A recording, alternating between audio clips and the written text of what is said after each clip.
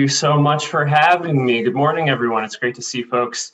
As Danny said, I'm Zach Hobbs. I serve as Outreach Coordinator for ANCA CPR, and I just want to take just literally 3, 4, 5 minutes to just sort of center us all and give a reminder about what, or an introduction for folks who don't know too much about the CPR program, really kind of show what it's all about. Share that. How's that look? Awesome. So, ANCA CPR, we launched Center for Pandemic Response, but I'll refer to it as CPR. We launched back in August of 2021, really to support small businesses and nonprofits throughout our region with services, not just to recover from the economic impact of the pandemic, but also really to think ahead and to really make some good plans to be resilient in the face of future economic disruptions. I hope I'm talking about more ordinary economic disruptions like some bad weather or a construction project, but really hopefully put together some resources that folks really can be strong and grow in the future.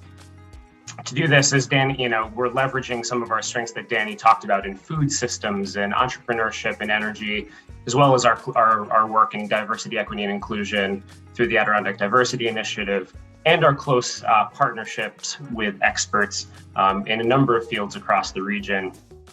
A big shout out to CITEC, who's joining us here to talk a little bit about their programs. But in addition to ANCA, in addition to CITEC, we have a number of other partner organizations listed here who are supporting great services.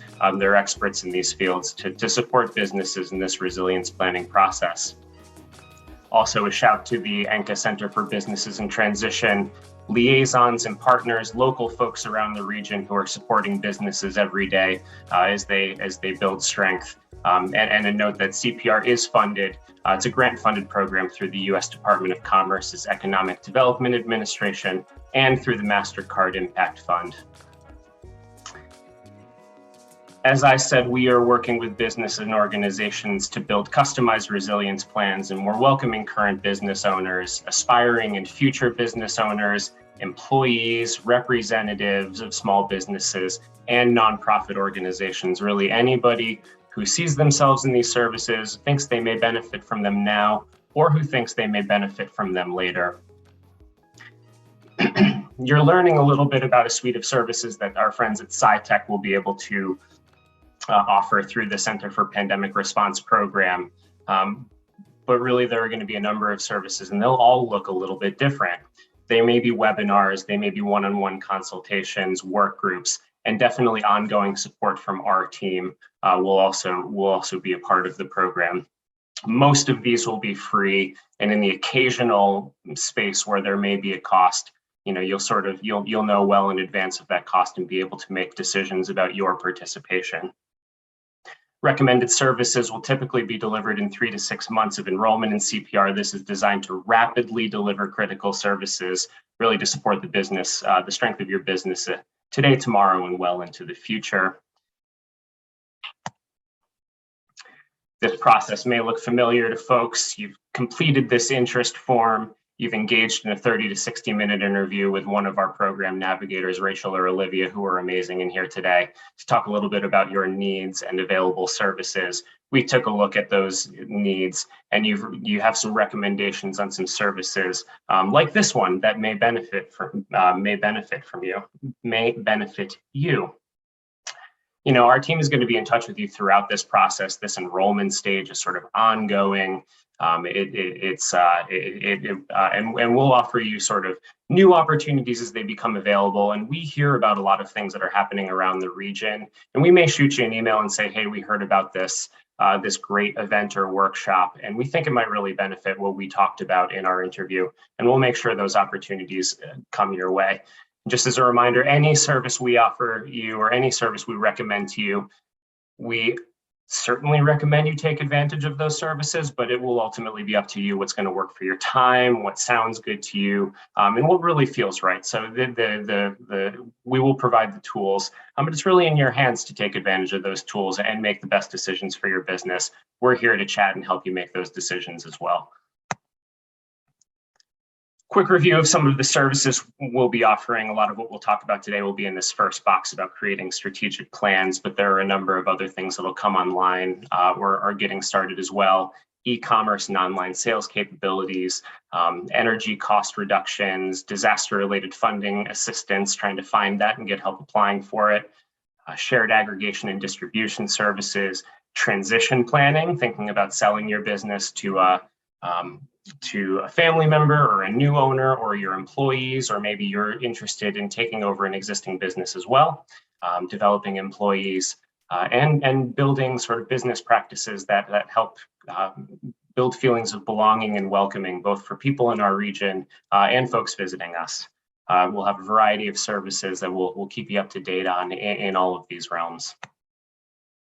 You know, you've connected with Rachel and Olivia, our amazing program navigators. Add my name to the list of someone here at CPR that you can reach out to anytime with questions or comments. And I do absolutely welcome you passing along my information. I'll drop it in the chat as well to folks in your community who may benefit from these services. We're really excited to have over 30 individuals who have expressed interest in these programs, and we've got room and we're welcoming many more. So do share this information with other folks. We're excited to see you here today. I'm excited to see you here today, and to support your business and our community. I'll toss it back to Danny. Thanks so much. Thanks so much, Zach. And if anybody has any additional questions about the CPR program specifically, please reach out to your navigator or Zach. You know, we're all here to help. So we're excited to have CITEC Business Solutions here today. They're a consulting and training service to help businesses grow throughout the North Country region. They work mostly with small and medium-sized manufacturers, but they work with other businesses and organizations as well. They have a broad range of expertise. We've worked with them in the past and been really sort of floored by their depth of knowledge and their warmth. I think warmth is a totally fair way to put that. Just really respectful of business owners' needs and able to provide a lot of really useful help to folks. So I don't need to keep talking about CITEC because Stephen is going to do it. He knows more about it as he is the man of the hour representing CITEC. So person of the hour, maybe. Stephen, do you want to? It's all you. The show is all yours. The show is all mine. Well, perfect. Well, thank you so much, Danny and Zach and everyone. So I'll share my screen if I can get it right, hopefully. Perfect. Great. Can everyone see it okay? Perfect. Great. So yeah, so my name is Steve Lockwood. I'm the executive director / business development person with CITEC. So as Danny mentioned, those were great words, and I'm really proud to work at CITEC. So our mission, we're a not-for-profit consulting company, which is kind of an anomaly for sure. But we're, our mission is to help small to medium-sized companies stay in business, grow, do whatever they need to exist. So just a background about myself, I've lived in the North Country my entire life. My father was in the union at General Motors, the Messina plant, and I was fortunate enough to be able to work there for about 8 or 9 years. So as you drive by Route 37 and you see an empty parking lot, so the hundreds and thousands of jobs that left the area, it's really sad. And for me to be able to work for a company that helps keep those jobs here, and for companies to grow and prosper and do better, it's really important. So really glad to be part of the organization. I've been with CITEC for about 8 years in different roles. My background is in business management, operational management.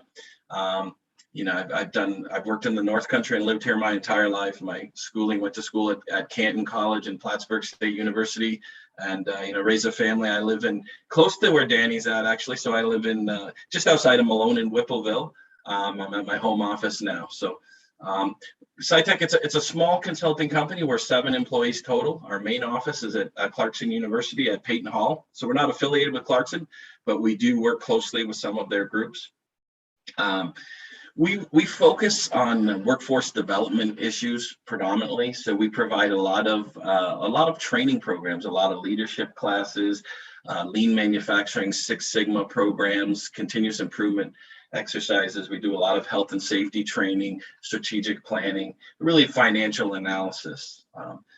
for, as Danny mentioned. So we're funded to work with manufacturing companies, but really when we look at our book of business, about 60% of the companies we work with are manufacturers and about 40% are non-manufacturers. So being in the North Country, we realize that there's not quite as many manufacturing companies as in some of the other areas of the state.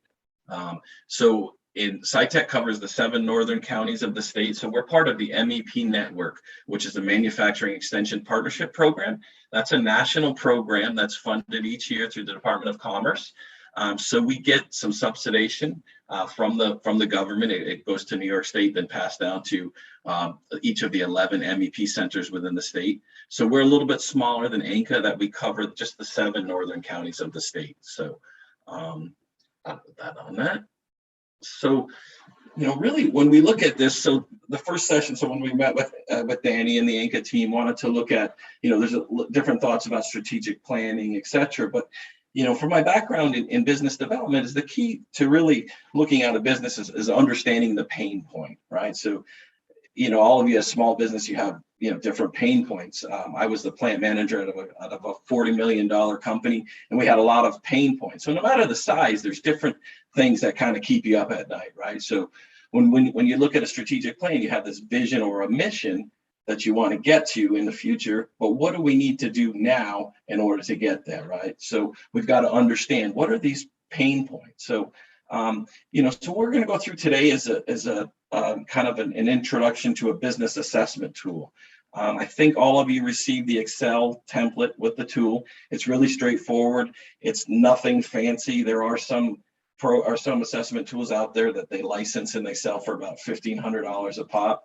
This is Excel based, really simple, but it drives you to really self-assess your business and kind of understand where you're at now, right? So when we go into business, the first thing we want to do is understand where that business is at, right? Are there efficiency training, consulting that we could do? Do you need help with sales, marketing issues? It's turnover right now. I'm sure it's probably the same for you guys, is that, if you have employees, this is a workforce issue. It's a huge issue, right? We see fast food stores that are closed down because they don't have enough help. Different things. So are there approaches that we can take to help minimize that or reduce that? And then also, other health and safety issues, things are, do you have OSHA related work injuries, et cetera. So, and really when we look at things, this is the Deming model really, or the PDCA, plan, do, check, adjust model, right? So again, when we understand things, we want to really understand where we're at. What's the current situation? What do we need to do to make improvements, make those improvements, and then see, did we get the results we're looking for with those improvements? Because not all the time when we try to fix something in our business, do we get the results we're hoping for. So as we mentioned, there we go, a little fast fingers there. So, there's a lot of different approaches to doing this analysis. There's some target or some licensed programs, or target market, value proposition, again, looking at our resources, our production, and looking at accounting analysis. So lots of different ways to check on the business profitability. Sometimes it's not just the bottom line on the financial statements to see how the businesses are operating. So we want to try to get a holistic approach to that, to each business. So I had sent out the Excel form, and I believe that the team sent it to everyone. So really what we're going to do is kind of go through these questions. I think it will be challenging because it is computer and Excel based to do it now, but maybe if we can have a general discussion on the questions and what we're looking for. And then my thoughts is that you can do that on your own time. If you're interested in learning more, you can send that to me via email, and I will schedule a time to meet with each of you individually to go through your questions and really learn a little bit more, kind of a deeper dive about each of your business and the questions that come from. Okay. Hey, Steve, can I just stop you for a second? I don't know if you're seeing a different slide, but we're just seeing number 1. Oh, I definitely am. Okay, sorry about that. That's okay. Just check it. It's not moving now either? No. Do you want to try to put it in presenter mode, or stop sharing your screen and try again? Oh, now we can see other ones. You can see it now? Yep. Mm-hmm. Okay. All right. So I'll just go through I'll just show you the slides really quick. I apologize for that. So thank you for stopping me. We spoke through each of the slides, but here's the model, the PDCA model as we spoke about. So, all right, I think we're okay. Certainly, I can go back if there's any questions. So, in the Excel, this is really a spider chart. So I always like this. So in my past life, I was part of companies that had that would use charts similar to this for different improvement projects. So some would be for health and safety. So really a way to kind of see where things are at, a visual tool to indicate where progress has been made, where areas of improvement are needed. And we can go through this afterward, but when you look on the Excel sheet, so as you fill in the template, so as you put a score for each of these categories or questions, it's going to move the bar to the outside. So it's pretty easy to see, and I can pull up the template after we go through the demonstration. All right, we're able to see it okay now? Okay, perfect. All right, thank you. So simple scoring method on this assessment is we're just looking through 1 through 5, 1 being really needs the most improvement, 5 being I think we're pretty good at that measure. Based upon the questions, there's some different analysis. So as you can see on the bottom, it says we've got slight effort in that area or slight improvements, squeaks by. Maybe if you think you're okay at that could be a 3, or 5 is we're doing really well. Right. So we want to look at it and say, and again, this is designed to be a self-assessment for you to really kind of look back and reflect on your business, say, are we where we want to be? Right. And hopefully the questions are pretty straightforward to get us into that frame of mind. All right. So when we look at it, so if you see on the chart, on the assessment chart, we really have this broken into several different categories. So we've got a sales revenue aspect. We've got cost, we've got morale, strategy, health and safety, your IT security, and your leadership. So we're going to break down, go through the questions. There's a few questions for each of those categories to kind of help us get a better feel for your business. All right. So, the first question is really, I guess I'm a salesman. They always tell me I just care about the numbers, right? But it's the part of the business. So looking back, since the start of the pandemic, or really in the last couple of years, where are your overall sales at? Right? So as a company, we know from the pandemics, many businesses have thrived, or not many, some businesses have thrived, many have shuttered and closed, some have kept the status quo. So really understanding, where are you at right now? So I recently did this exercise with a small food industry company last week or the week before, and their sales have been pretty flat over the last year. So, 3 or 4 years, they've had relatively very little variation in sales. Well, we know on the cost side of things, certainly our costs aren't keeping up, the inflation rate and everything. So, if our sales are flat, not growing, but our costs are increasing, then certainly that puts us in a tough position. So, and then the next question, right? So since the start of the pandemic, have you done any advertising and marketing? So we do a lot of work we do at CITEC is with helping companies create a strategic marketing plan. So we've got a couple projects ongoing right now, helping with website, helping identify that target market, etc. So, again, a lot of things for you to think about there. If that's an area that you would like some assistance with, that's maybe an area that you put lower on the scale. So since the start of the pandemic, what's happened to your customer base? Have you gotten about the same amount of customers? Have you lost some? Have you gained new customers, new clients? So really getting a feel of that. So the example that I spoke about earlier, looking at it, so their sales have been the same year over year, but their average daily customers is down about 20%.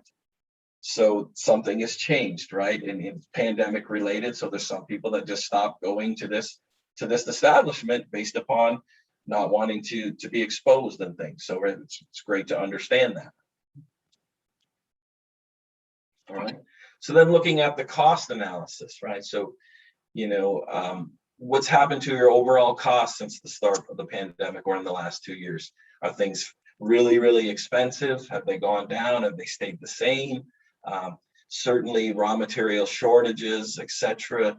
If you have employees, the increase in the minimum wage has impacted profit margins, the costs have gone up, really the minimum wage and then just the overall market, right? So to attract employees, everyone's increased their wages, starting wages, and that's created, it's great to get it, but it certainly has some, it has some connotations from those things. What about raw materials? Have the cost of the raw materials gone up, or do you have substantial shortages? So some of the work we do, we help companies find alternative materials. So if something is brought from overseas, et cetera, or a company is having issues with manufacturing and production, within our network, we have what's called a supplier scouting tool. So we're able to send out to 1,400 different MEP associates. Company A is looking for someone to help them with this product, or they're looking for a new source. So though all of the MEP, all the folks that work in the MEP network, then they're able to share that with all of their clients to say, hey, maybe there's somebody looking to grow their business, or someone has this product left over, et cetera. So that's a great tool for companies. The pandemic, what's happened with our labor cost, right? So we know if you have employees, your labor prices have gone up.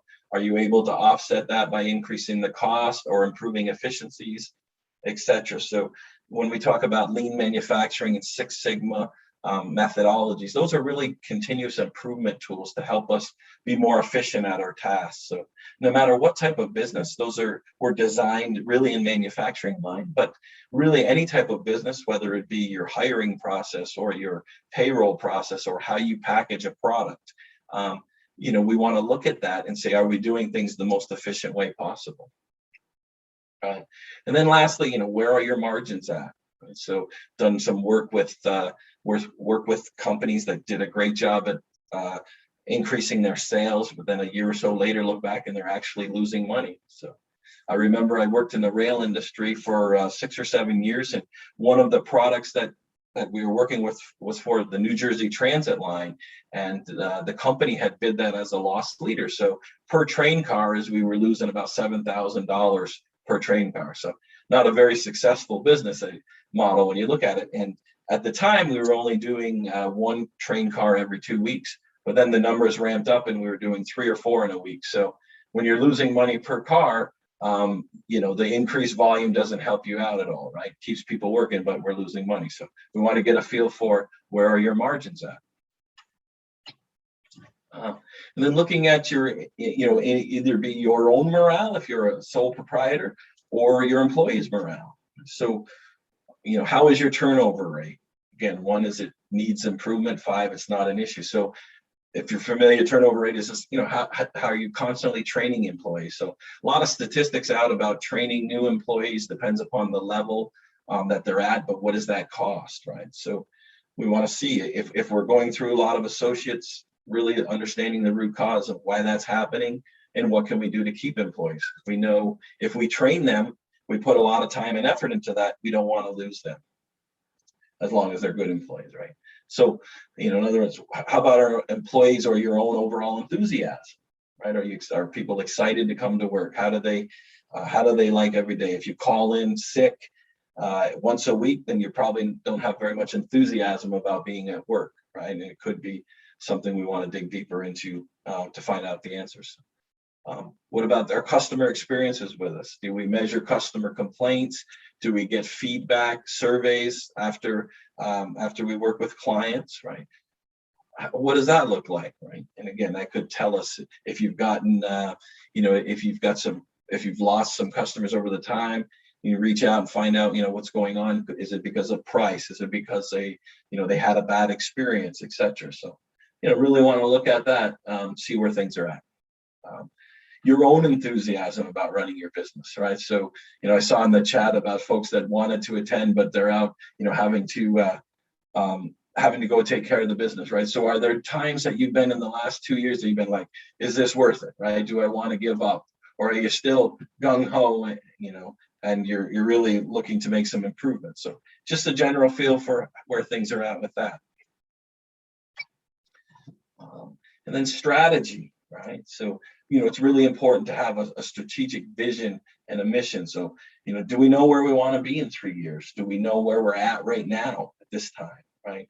Are Are we aware of the key items we need to do to improve in order to achieve our goals, right? So different ways to do strategic planning. So a lot of my background is from the Toyota production system on Hoshin planning. And really a little difference with Hoshin planning is the same, setting the vision and the mission, but really getting down to what are the 2 or 3 things we need to do in order to meet that vision. So what are the vital and the most critical items? So that takes a lot of deep thought, right? So we know where we want to be, and then we look and say, okay, what do we need to do to get there? And then we measure how we are towards those items, right? So we want to track it on some basis.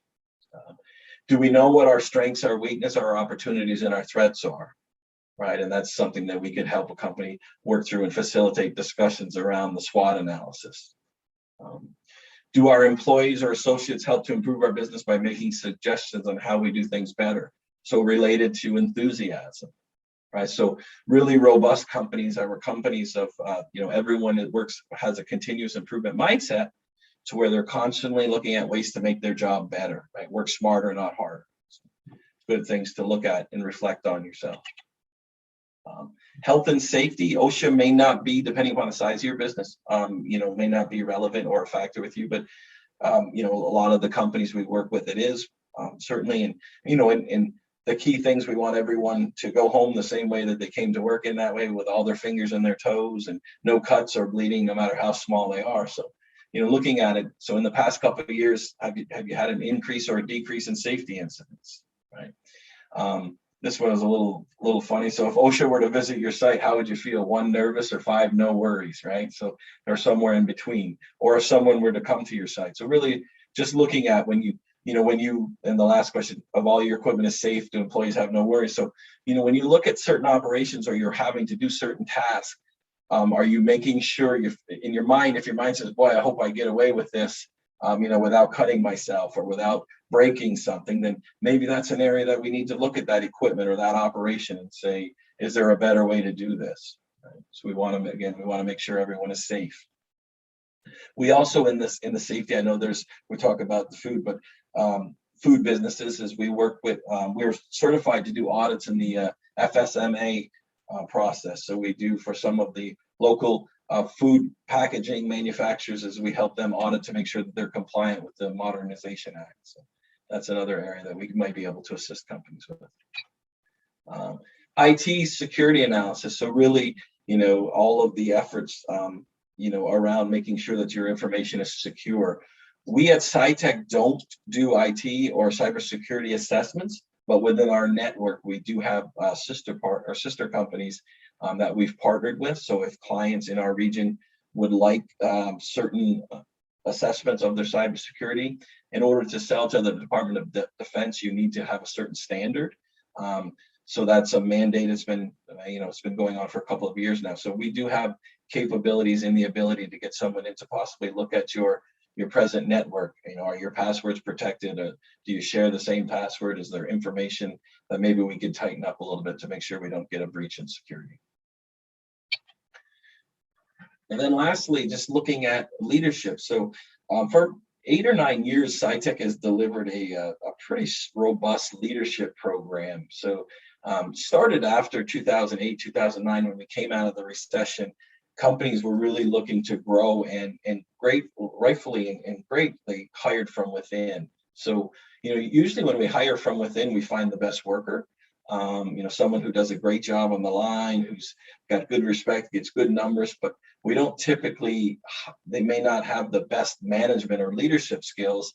And then for certain, we don't give them any training to help them improve in those skills. So we developed a leadership program, and it's evolved over the last several years. So for the last 2 years, we've been able to offer that virtually, but really helping new leaders kind of understand really their role, helping them with conflict resolution, helping them with emotional intelligence, helping them be better communicators, etc. So certainly we know, when you look statistically, they say why people leave their business. I think it's 75 to 80% say it's directly related to their supervisor. So, that was an area that we really need to help these folks out and give them some training and some tools to do better. And then the companies will become more efficient at that. So, you know, so when we look at it, if you have supervisors or yourself, you know, an evaluation of yourself, are we great communicators to our team members? Right? I've never heard of anyone say they communicate too much to their employees, right? Or when you ask their employees, it's always, you know, we don't ever get enough communication, right? And I know myself in years, I'm like, but we shared all that information, but it's the way we communicated it, right? It didn't hit them. It didn't resonate with the associates. Certainly. So we want to make sure they understand and we're clear in our communication. You know, so do we do any type of a training if we hire a supervisor or manager? So again, those are, you know, items that we do. We have a human resource professional on our staff, Sharon Van Auken, and she predominantly spends about 80% of her time is training supervisors, managers, you know, from the front line all the way up even to senior management as well. So there's always things for folks to learn. And then, you know, do we promote from within our organization, right? So we really like that, and certainly that's a great way to be. So, and if you do that, you know, you retain the skill set of those employees, but we want to make sure that they now have the tools to be the best leaders, right? So, we've probably, if there's been folks I know in my past that there's been then folks that were great employees and you moved them up as an opening came up in a leadership role and found out they just weren't great at it. And, you know, and it was really related to, they just didn't have that skill set. You know, and it's a little bit different. So those are the, you know, the questions. I'm going to pull up quickly the file. You guys can see that okay as well. So when we look, so this is just an Excel-based format. Again, and this is just to get a general feel for where your business is at. Steve, I'm just going to stop you. I don't see the. You don't see that? Oh.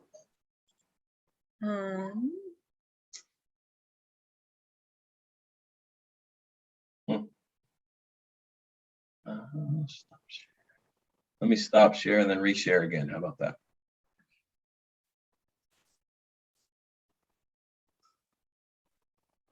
Can you see it now? Yes. All right. Okay.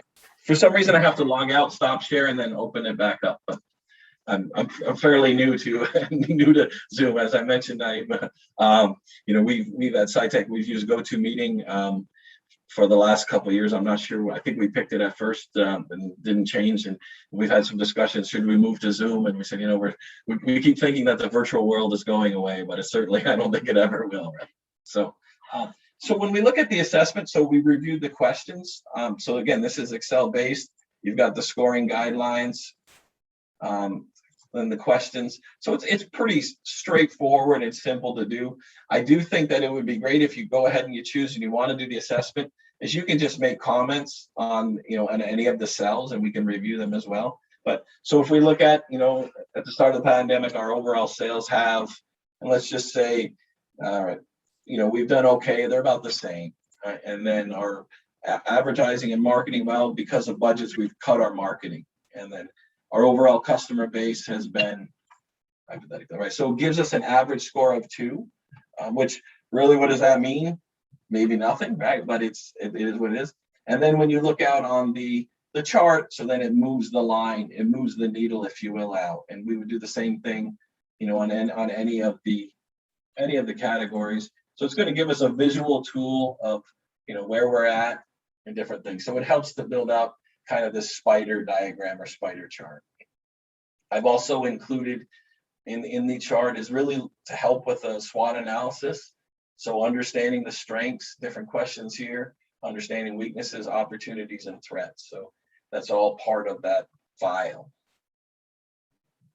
And that's, you know, that's really the thought process.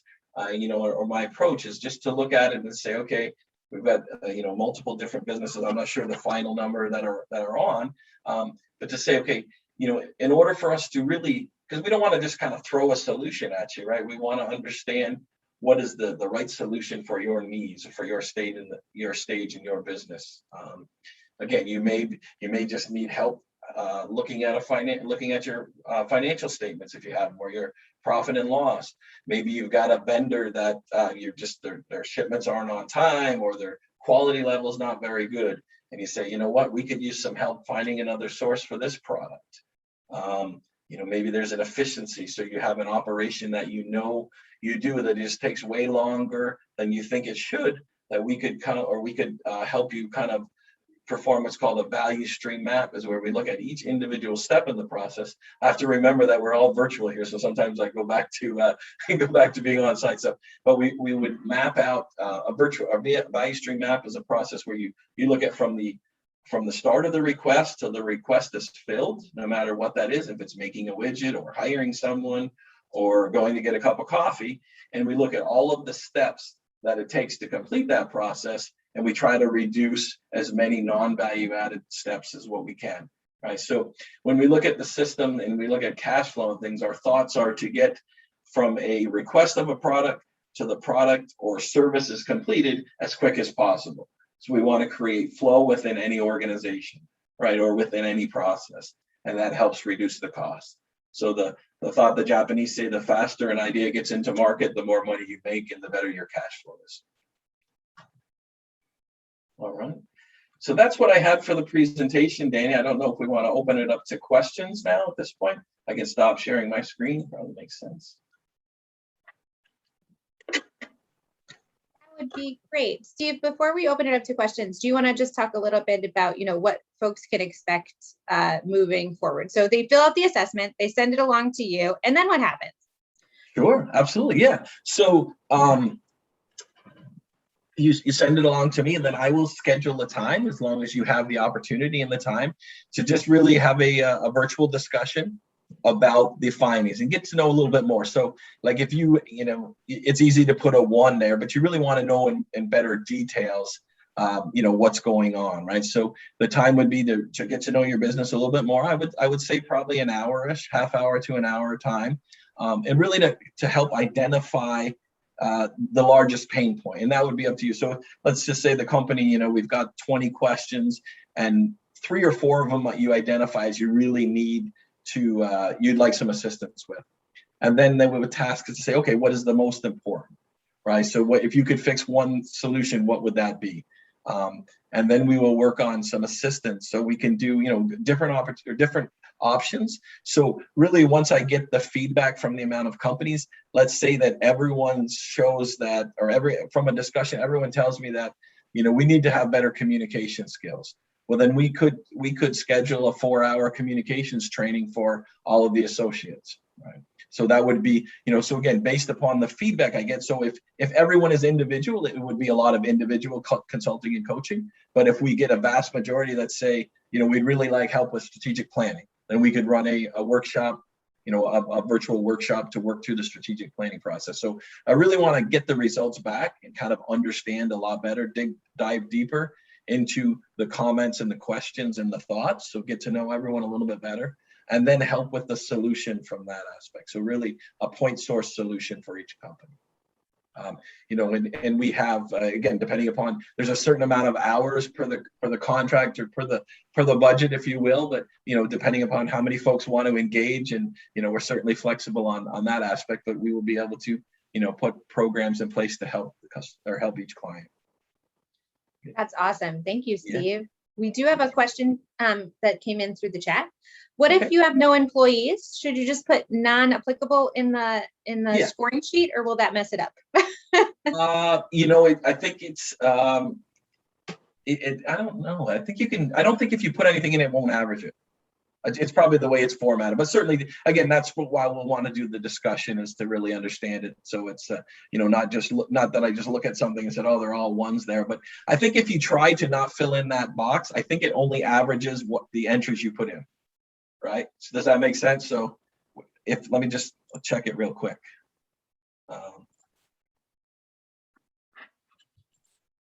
Yeah, it does. So sorry about that. So if something's not applicable, just don't answer that question, and it won't put it into the calculation at all. So the formulas are set up to average just the data inputs. And it's great to, you can put a comment next to that in the spreadsheet. Just say, it's just me. I don't have, I don't need to improve anyone's communication, because I'm ordering, I'm buying, I'm running, I'm etc. Great. Do we have other questions, comments, concerns that folks would like to share or ask Steve about moving forward with some of this programming, or if there's anything that might be useful to you to find out now?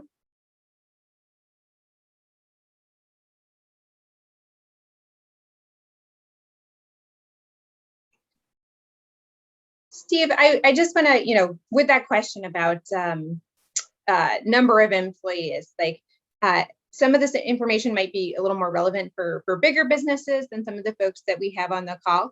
Do you feel like there's, is there any way that you might want to put their sort of minds at ease that it's scalable in that way? It is, yeah. So I don't think Corey is on, right? Corey from Small Town Cultures. I don't think so. I know she had signed up, she was on the list, but we're engaged with her company. We worked with her over the past. I was kind of hoping she was here so she could give a testimonial to how we could help. But when I was looking for, her to come through. But so again, small company. She had 1 or 2 employees.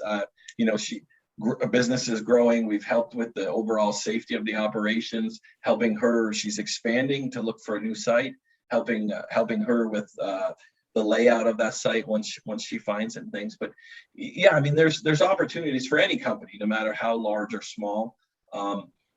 You may not have financial statements, but you probably know if you're making money or not, right? So if you're not making money or not, maybe an outside resource can help you really understand, is the cost of this product too high? Do we need to try to increase our price? I think it's applicable for any organization. Yes, Danny, for sure. I mean, or even is it even on the strategic side? If it's just you, is that where you want to be 3 years from now, right? I mean, do you see yourself doing that for the rest of your life, or is it, something that you hope to be at X amount in sales? So that's going to require hiring a couple people or getting a larger space, new equipment. Not many companies wouldn't like more sales. So could you have help with your marketing efforts, right? Are you doing digital marketing, or do you have a strategic marketing plan? Do you have a budget, or do you do any marketing? Or, even could there be assistance in helping spread word of mouth, helping with business development? So really the approach is kind of looking at a lot of different facets of the business and then just pinpointing on what are the key things you need to do to improve. Thanks so much, Steve. That's really helpful. Mo, do you have a question? Yes, I do. Hi, Steve. Hi, everybody. So Hi. my question is everything is going to be virtual. Is there any way in future, if we have some businesses want to get together in a place and have some kind of person-to-person interaction in the future? Not now, maybe later down the road? I would have to leave that to Danny. I think maybe. So we'll have to see where COVID goes in the future. But if that's something that folks really want, we certainly can try to make that happen for folks. All right, thank you.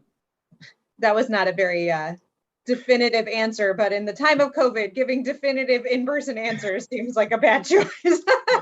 What you can say yes today to can change drastically in the next 15 minutes, right?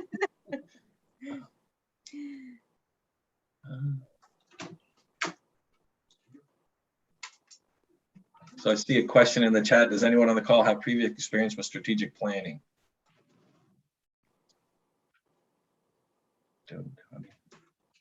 Certainly I do, but I don't know if that's who you're asking the question to.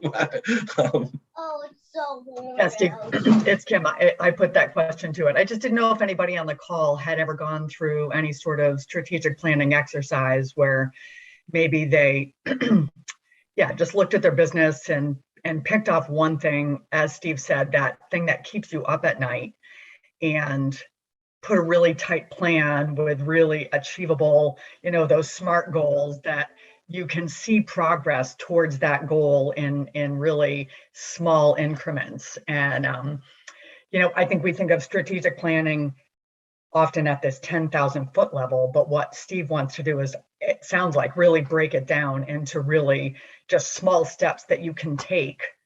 I was a small business owner, and there's a whole lot going on, and I think carving out time to identify that what is the thing that's going to take your business to the next level, right? That stuff that you really know that you should do, but it just, gosh, it never hits the top of the priority list because you're fighting fires, right? Mm-hmm.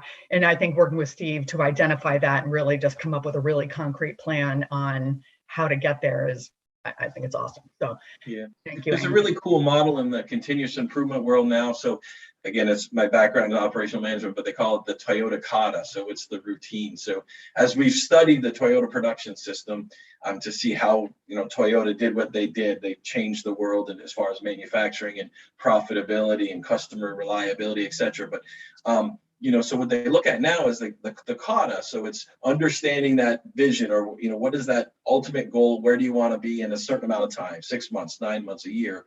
And then where are you at now? I'm using my fingers, I guess, I'm not French, but where are you at now, right? And then where would you like to be next week? All right, so where you want to be in 3 years, but where do you want to be next week? And then the most important is, what do we need to do right now to get there, to improve our current position, right? And then we go out and we do an experiment, we change something, right? So as you mentioned, Kim, we all know these things that, would help us improve, but we just put them off and put them off and put them off. And maybe they're too grandiose, right? Or maybe they're just, we don't have the time. But the kata model is like, all right, what can you do to help you improve? And then really importantly is, what did you learn from doing that? Did it get the results you want to do? Then it's, okay, we've had one improvement or one success, then what's the next one, right? So what is next? And until you get to that vision, and then, many times then you either decide that there's a different initiative or you raise the bar a bit, right? So it's that mindset is exactly, what are the small things that we can do to help that's going to make a difference for our business? And I love the fact next week, or, Yeah. Within the next month, right? Like breaking it down into really achievable, well, hopefully they're stretch goals, but right. Like, it's awesome. Yeah, exactly. It's something. So again, you still have the vision of where you want to be. So the ideal condition, and then, but you have, okay, let's say if you want to do weight loss, right? I want to lose 100 pounds in a year. Well, in a month, you want to lose 5 pounds. So what do we need to do in order to get there, right? We need to start eating better. We need to exercise more. And so then after a week, say, okay, are we at where we wanted to get at? So no, we lost 3 pounds. All right, what do we need to do? Yep. So it's the same thing in any aspect of the business, right? It's kind of understanding where you want to be. Really, that's sometimes the hard part, is where you want to be, where you want to go, and what do you need to do to get there.